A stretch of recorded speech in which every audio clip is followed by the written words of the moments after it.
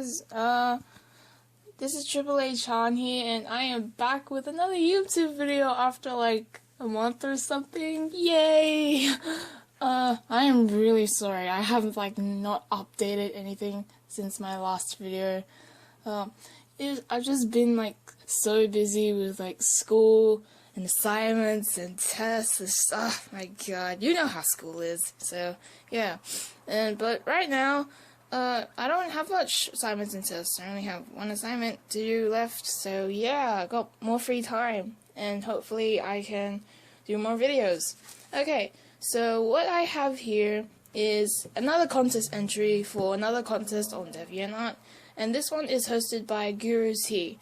And what basically we have to do, like the other contest, was just to draw one of his OCs, and we had the choice to make it like Halloween themed, since like right now it's Halloween. Oh yeah, I forgot to wish you guys all happy Halloween! Yay! I hope you all get like lots of lollies and like have fun on Halloween and stuff. So yeah. And just in case if you're wondering, I don't celebrate Halloween in Australia. We don't celebrate Halloween like how it is in America. Like, oh my god, they go full out over there. But, yeah, but anyways, back to the contest. So, yeah, basically all we have to do is draw one of the OCs, and I didn't add the Halloween component because, you know, I'm like the lazy person I am. So, yeah. And Girutea actually has a lot of OCs, and yeah, like they're all really nice. So I had a while, like I had like why can't I think of what to say? Oh my god. Yeah. It took me a while to like choose one of his characters, but since then I didn't know who to choose. I just went through his gallery and I found that he drew this character in particular quite a lot, who is called Violet. So yeah, I just decided to draw her, and yeah, pretty much. Oh yeah, and something I wanted to talk about is the paper under my hand. That's something that you guys may have been wondering, like, why does she put a paper on her hand? Is it because like she doesn't want the paper to smudge or something, or does she just do that because she wants to? So, well, yes, I do put the paper under my hand because I don't want to smudge my drawing, but not only because of that, it's because I was actually born with this condition where my hands would sweat a lot. Like, they would sweat like so much, like they would sweat all the time and that stuff. There's actually a proper name for it, but I forgot the name of it. It was like hydro or something. But yeah, so I was born with this like condition where my hands would sweat a lot. Like, they would sweat so much to the point that it would kind of be like a waterfall. Like, if I just put my hand up, like, it would start like dripping like rain. Well, probably not that much, but like, yeah, you get what I mean. And this condition, it has two types. So one of them is that it sweats in particular parts of your body, and then the second one, it sweats throughout your entire body. And I have the first condition. And surprisingly, it actually is really common. Like, lots of people have this condition. And like, when I found out about that only just recently, I found it like surprising, but also not really surprising, because throughout my entire life, people have like always found that my sweaty hands are like the strangest thing ever. Like, and yeah, I never met anyone who has like sweaty hands as well, apart from my brother. But yeah, that's pretty much it.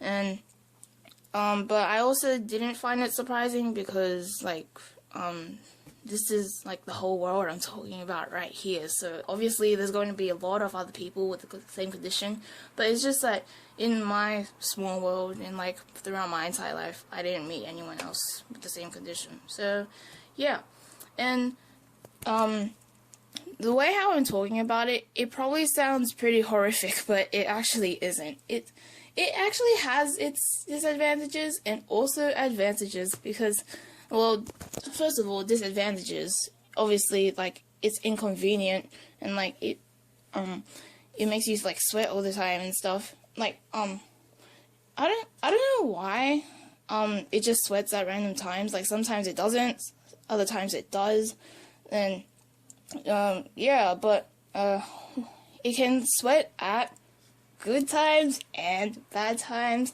The bad times are like when I'm meeting someone and like, oh, nice to meet you, and they take their hand out to give you a handshake, and then when my hands are sweaty, I have to like wipe them quickly and then I give them the handshake. Otherwise, if I don't do that and I shake their hand, they're like, ew, your hand is all sweaty and everything, and they just find it so disgusting and terrifying, and like, I don't get why, because I've lived with this throughout my whole entire life, so I find this pretty normal. But when other people find out, they're just like, oh my god, your hand's so sweaty and everything. And yeah, it like sometimes it like kind of hurts my feelings, because like, what, like, what's the big deal? Like, am I not normal or something? So, you know, but it does have its advantages. Like, sometimes in drawing, when like I want to like smudge like colors or whatever, when my hand's sweaty, it actually kind of works. So yeah, that's one advantage. Another advantage is when if you want to make someone do something, like if you ask someone to do something. So for example, there was this girl in my class, and the first time we met, we shaked hands, and she's like, ew, why is your hand so sweaty? And like, she found it so gross, but we were friends, so yeah. And there was one time I wanted I asked her to do something, and she was like, oh no, and then I just put my sweaty hand on her shoulder. She's like, oh, fine, I'll do it, I'm so sorry. It's just, yeah. So with my sweaty hands, I can make people do whatever I want. So yeah, that's another advantage. And yeah, so it's not that bad having sweaty hands. So, and I just wanted to share that with you, because it's like, just in case if you're wondering about like the paper on my hand. So yeah. Oh yeah, and about the paper on my hand, it's kind of funny, because I have this friend who always saw me using that paper under my hand, and she was like, oh, do you name them anything? I'm like, oh no, I just call them the paper under my hand. She was like, oh, okay, so how about calling them sweat pads? I'm like, sweat pads? So, oh, that sounds like a pretty good name, might as well go with it. So then, ever since then, I've been calling these pieces of paper under my hand sweat pads. It sounds such a weird name, but, my god, it suits it, and, I have this other friend who, like, sometimes we talk about, like, my sweaty hands, and, like, we joke about like how I use the sweat pad and everything, because like, of course, if I keep using the paper on my hand, I'm obviously gonna have to like change to like a new one, you know. So yeah, and every time we would like at school, we would get out our books, I would also bring out like a sweat pad or something, and then my friend was kind of joking around like, oh, how I would have like millions of sweat pads at home, and I would just go out on like the clothesline and I would hang them all up for them to dry. Or like when I twist the sweat pads, all the sweat would be dripping out. Like, oh my god, like, it's not that extreme, dude. Oh my god, man. But yeah, anyways, that's it with my sweaty hands. But enough about that, let's get back to the drawing. So,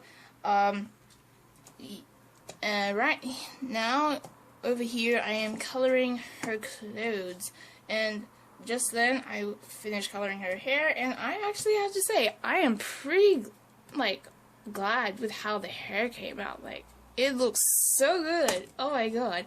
Yeah. Like, that's like the thing that stands out the most from everything else in the drawing, if I have to say.